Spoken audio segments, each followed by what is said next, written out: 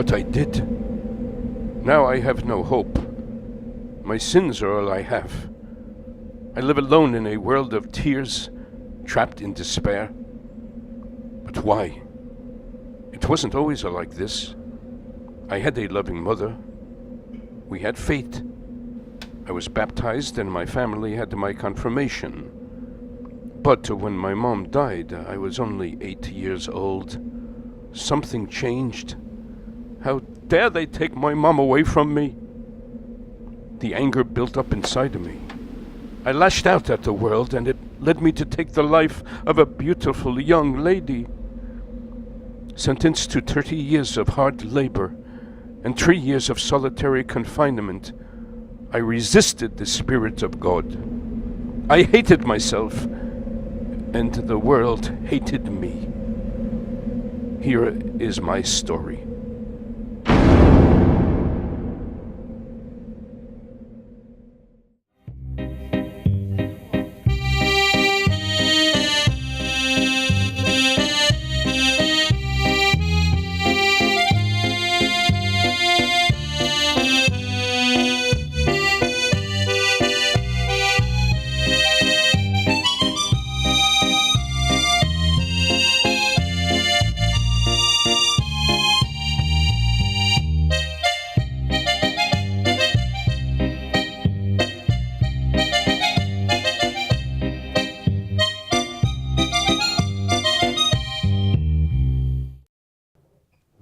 In the name of Vittorio Emanuele III, by the grace of God and the will of the nation, King of Italy, Judge Dionisio Vitelli, presiding over the Court of Assizes in Rome, in the case of the people of Ursus, Alessandro Serenelli.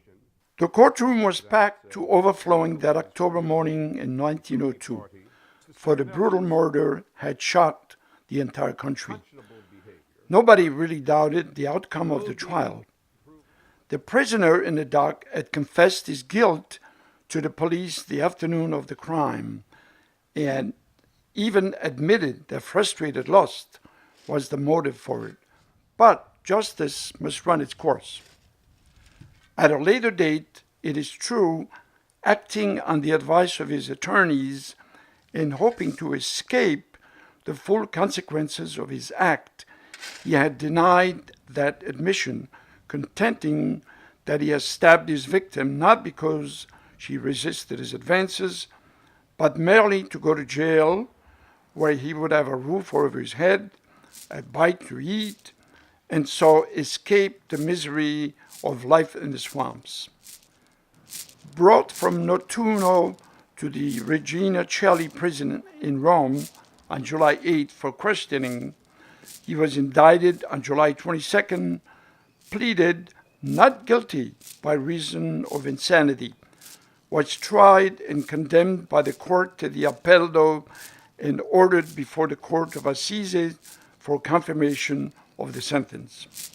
Now he stood in the dock about 5'5", a strong, good-looking boy of 20, with heavy shoulders and well-developed chest, deeply tanned complexion, and cold, black eyes that were almost expressionless, and his tightly compressed lips suggested a sneer that could easily become a snarl. The defense had rested its case, a hopeless one from the beginning, and had striven to prove that the accused could not be held responsible for his acts. The boy was evidently insane. He came from tainted stock. His father was an alcoholic. His mother had died in an insane asylum, and an elder brother was at the moment the inmate of a mental institution.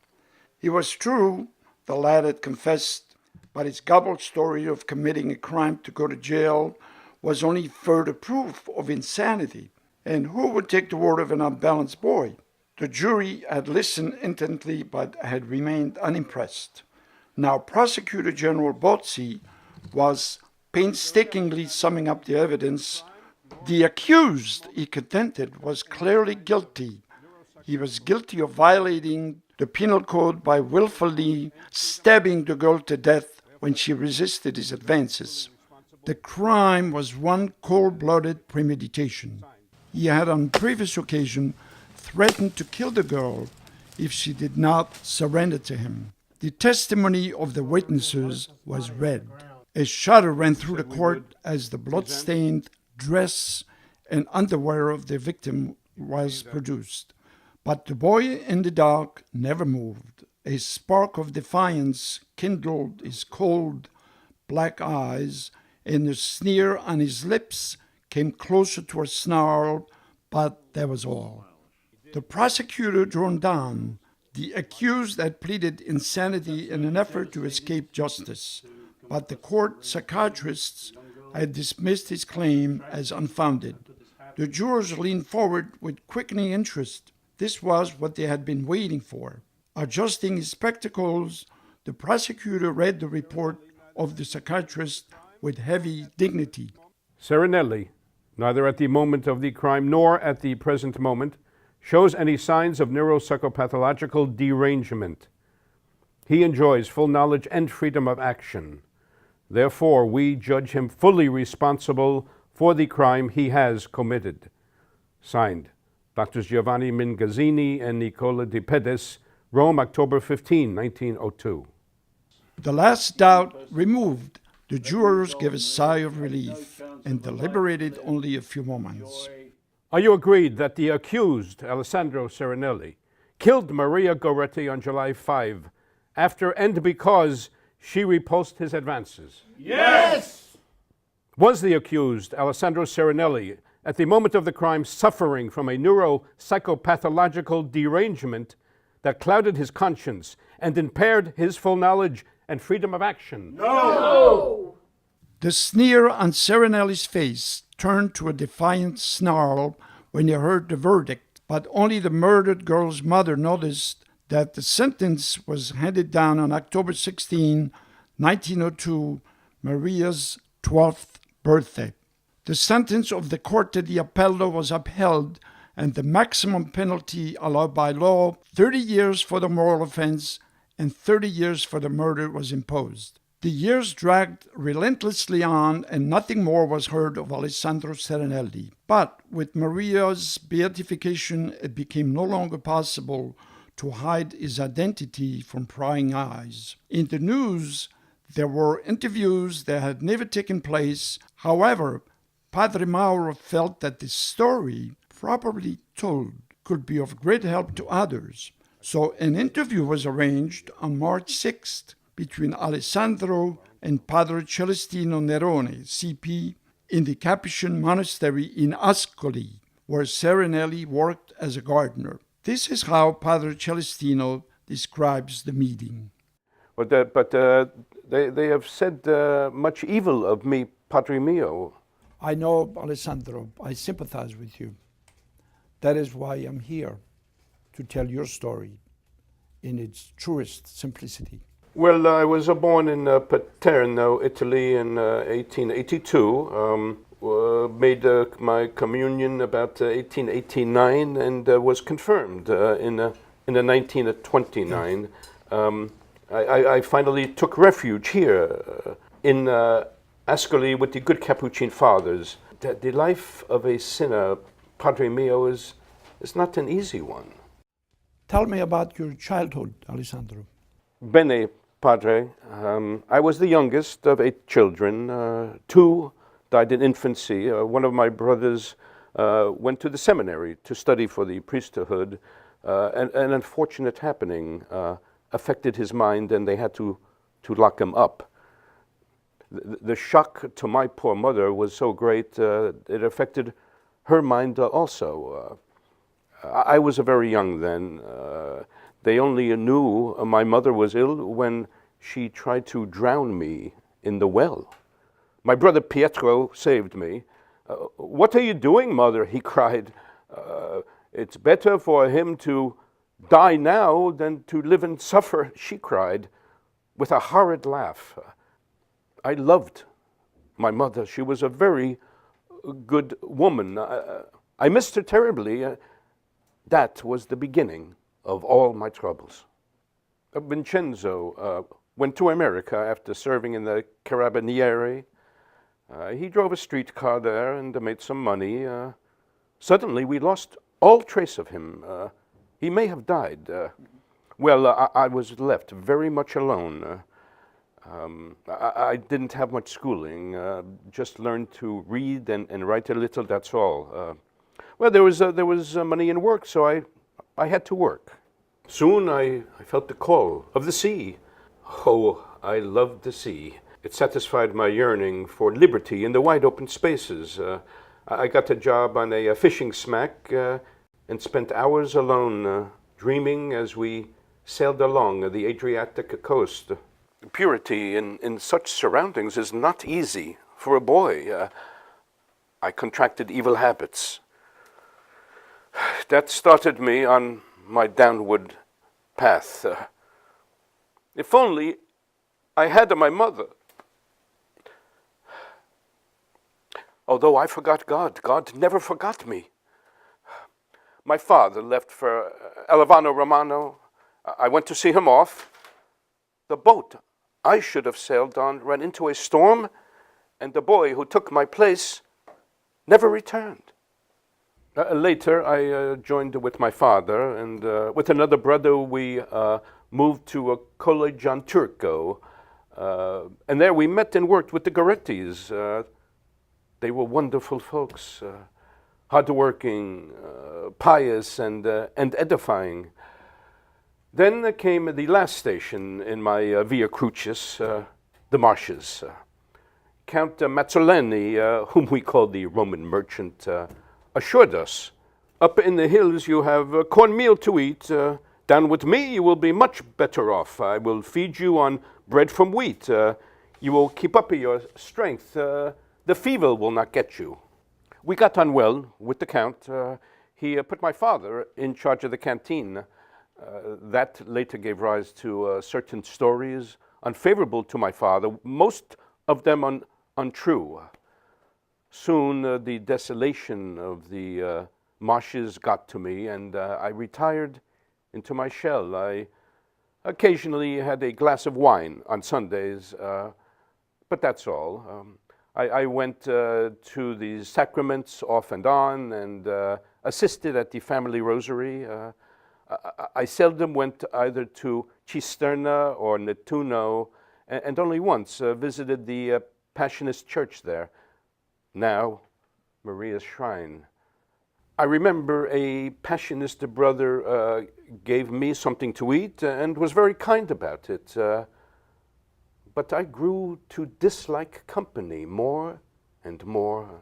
The bad habits contracted in Tourette grew stronger, but I never indulged at the time in the lurid adventures some quarters have attributed to me.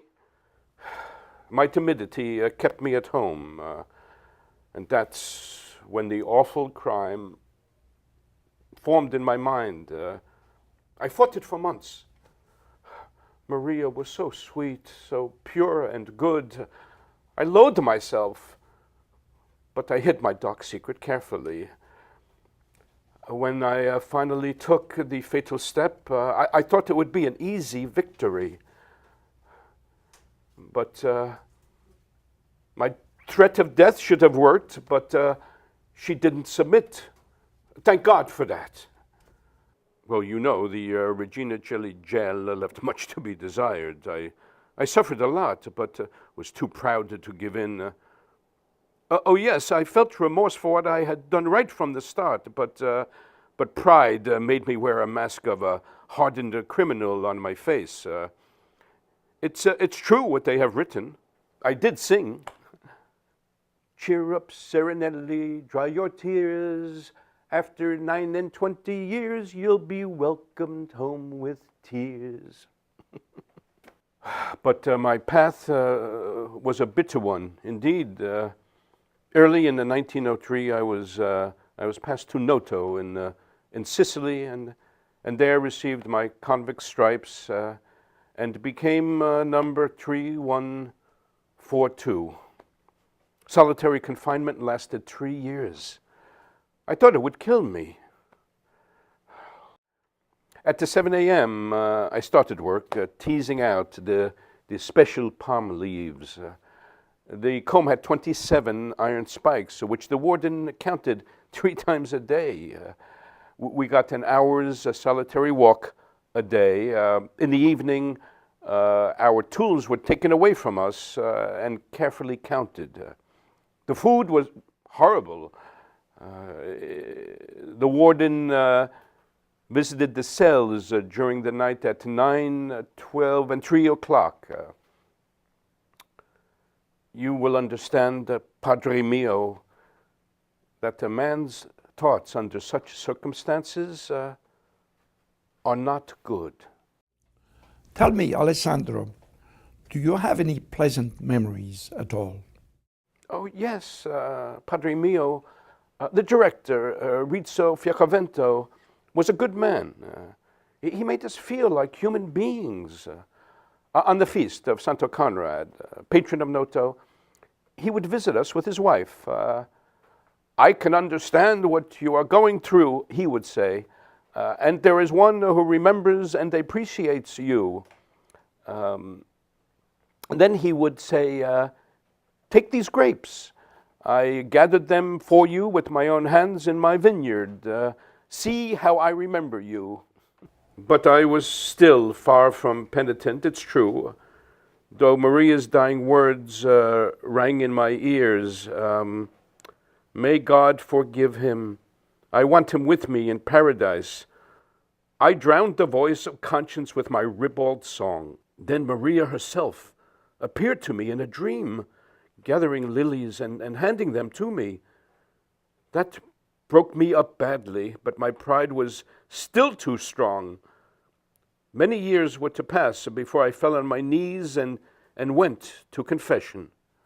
In 1918, I was moved to Bidi Mamona and to Alghero in 1924, where I received the large S on my armband that made me a trustee. In 1929, I regained my liberty. The meeting with Maria's mother went very hard on me. Thank God she was so kind about it. My sentence imposed 3 years police surveillance after release. The conditions were very severe. I could only be out of the house for a few hours, could not mingle in crowds or public gatherings, and could not even go to Mass. If I wanted a glass of wine, I had to call for it through the door and drink it outside. But religion taught me to take it in a spirit of penance. I took refuge here in the early 30s with the good fathers and have been here ever since. I say my rosary with the community every night and hear Mass every day. Some time ago, I joined the tertiaries. Some people think I'm a priest, but I'm not. I was to have gone to Rome for Maria's beatification, disguised as Padre Stefano, with Padre Luigi, but poor Padre Luigi was shot by mistake a few days before, so I never went, and that is how the confusion occurred. The happiest day of my life since my fall was when I testified for the beatification of Maria. I know she is praying for me in heaven. I am an old man now, and I haven't much time to live, but God will be merciful to me. I know He will. Maria will see to that. Thank you very much, Alessandro. Will you take a message for me, Padre mio? Yes, Alessandro, certainly.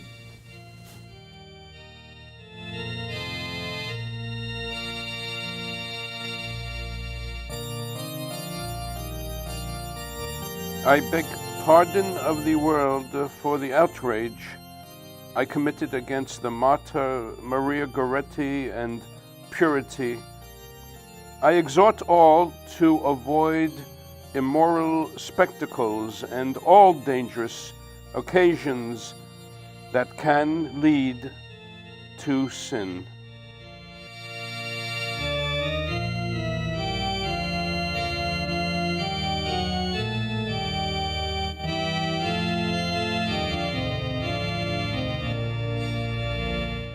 I had been in prison 6 years.